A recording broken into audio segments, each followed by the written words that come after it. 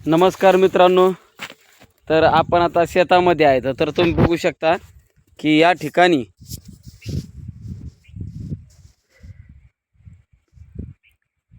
हे बघा, आपण शेतामध्ये उभे आहोत आणि शेतामध्ये हे बघा, इथं कांद्याचं जे लागवड केलेली होती तुम्ही बघू शकता. ह्याच्यामध्ये हा कांदा पीक आहे. हे बघा, हा जे आहे कांदा पीक आहे. तर ह्या कांद्याला व्यवस्थित मशागत पावसामुळे करण्यात नाही आली, त्याच्यामुळं याच्यामध्ये खूप गवताचं प्रमाण झालं होतं. आणि त्याचप्रमाणे या कांद्याची आता वय होऊन गेलेलं आहे. आता या ठिकाणी या कांद्याचं जे आहे वाढ होणार नाही, कांदा पोचणार नाही. त्याच्यामुळं आता आपण पाटलाच्या शेतामध्ये आलो होतो.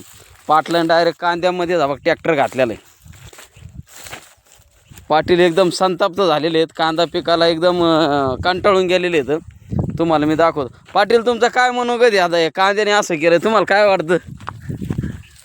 होय, काय करणार, लेबर भेटत नाही, कांद्याला भाव पण नाही, त्याच्यामुळे हाकी तो ट्रॅक्टर याच्यामध्ये. आता पाटलाने आपल्याला सांगितलेलं आहे की कांद्याला यावर्षी चालू वर्षी भाव पण नाही आहे आणि मजूर पण भेटलेलं नाही आहे. त्याच्यामुळं या ठिकाणी कांदा पीक जे आहे त्याच्यामध्ये पाटलाने हे बघा ट्रॅक्टर फिरवलेलं आहे. अशा पद्धतीने हा बघा पाटलाने मशागत केली होती, पण काही उपयोग झाला नाही. यावर्षी पाऊस काळाने खूप त्रास दिला. पावसामुळं अनेक गोष्टीला संकटांना सामोरं जावं लागलं.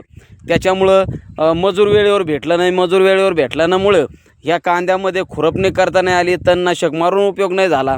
त्याच्यानंतर त्याचं आता वय होऊन गेलं आणि ते वय झाल्यामुळं तो कांदा आता पोचणार नाही. त्याच्यामुळं आमचे मित्र जे आहेत अशोक झिरपे पाटील यांनी डायरेक्ट निर्णय घेतला आणि सांगितलं की इथून पुढं कांदा पीक हे घ्यायचंच नाही. आणि त्यांनी सरळ या कांदा पिकामध्ये ट्रॅक्टर आणले आणि त्यांनी कांदा पिकाविषयी हात जोडलेले आहेत.